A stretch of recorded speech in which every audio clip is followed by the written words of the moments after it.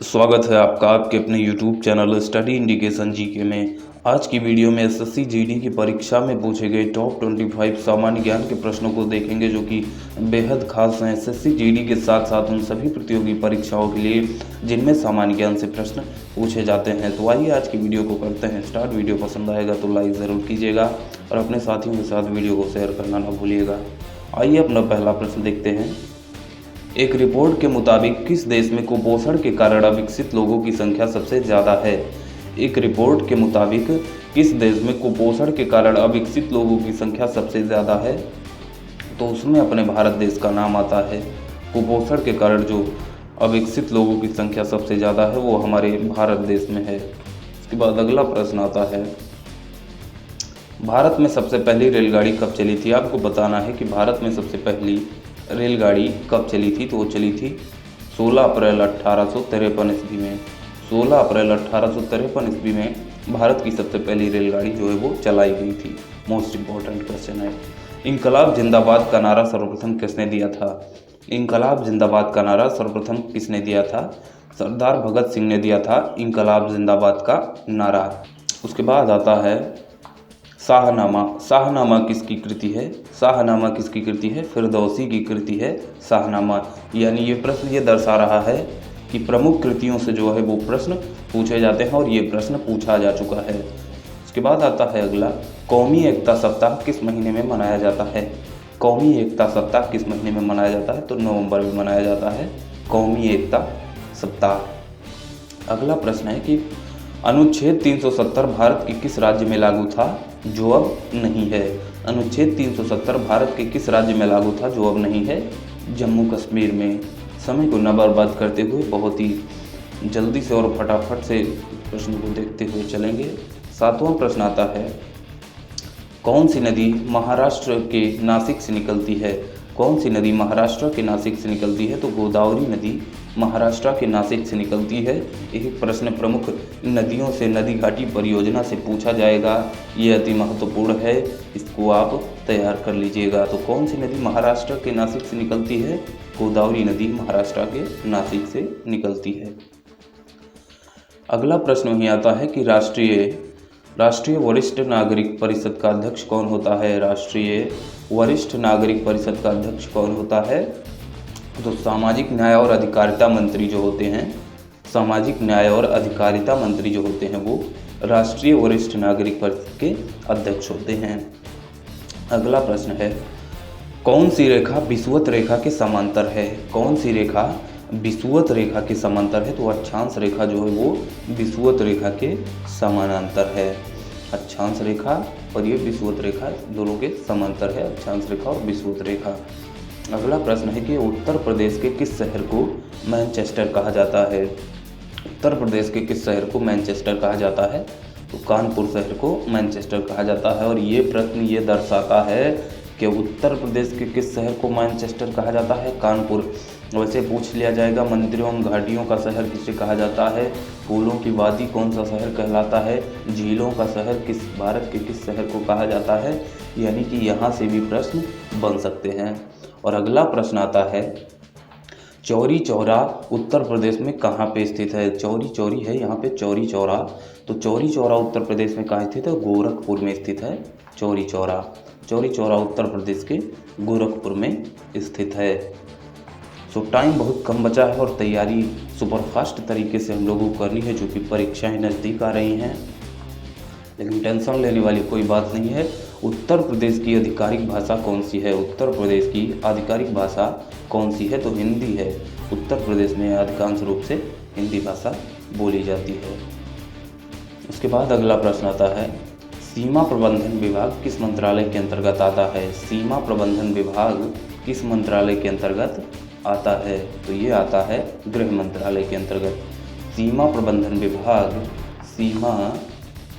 विभाग गृह मंत्रालय के अंतर्गत आता है। उसके बाद अगला प्रश्न है कि प्रार्थना समाज की स्थापना किसने की? प्रार्थना समाज की स्थापना आत्माराम पांडुरंग ने की। प्रार्थना समाज की जो स्थापना है वो आत्माराम पांडुरंग ने की। और ये प्रश्न ये दर्शाता है कि जो प्रमुख स्थापनाएं हुई हैं विश्वविद्यालय, उसके बाद समाज की या फिर कोई सोसाइटी की या फिर समिति की, वहाँ से भी प्रश्न आपके बन सकते हैं। चूँकि ये पिछली परीक्षा में पूछा गया प्रश्न है, इसलिए मोस्ट इम्पॉर्टेंट है, इसको आप ध्यान में रखेंगे। प्रार्थना समाज की स्थापना किसने की? आत्माराम पांडुरंग ने की। उसके बाद अगला प्रश्न है कि कंचनजंगा पर्वत शिखर कहाँ स्थित है? कंचनजंगा पर्वत शिखर कहाँ स्थित है? तो ये स्थित है सिक्किम में। कंचनजंगा पर्वत शिखर कहाँ स्थित है? तो सिक्किम में स्थित है। और ये प्रश्न ये दर्शाता है कि पर्वत शिखर कहाँ स्थित हैं, उसके बाद ये नदी कहाँ स्थित है और वो नदी कहाँ स्थित है, ये दर्रा कहाँ स्थित है, इनसे जो है प्रश्न बनते हैं और बनेंगे ज़रूर। एक प्रश्न तो पक्का है कि यहाँ से बनेगा, तो इसको आपको ध्यान रखना है कि कंचनजंगा पर्वत शिखर कहाँ स्थित है? सिक्किम में स्थित है।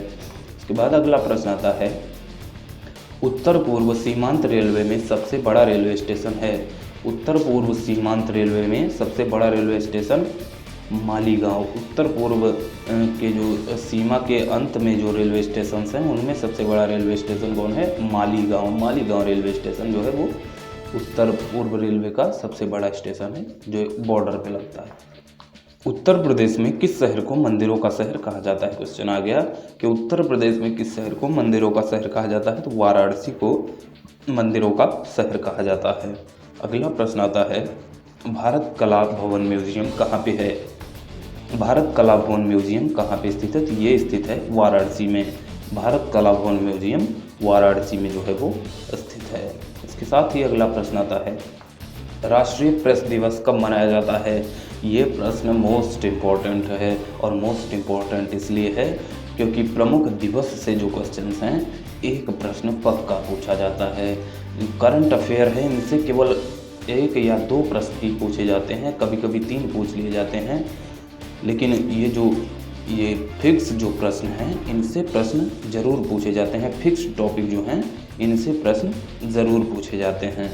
तो 16 नवंबर को मनाया जाता है राष्ट्रीय प्रेस दिवस। राष्ट्रीय प्रेस दिवस 16 नवंबर को मनाया जाता है।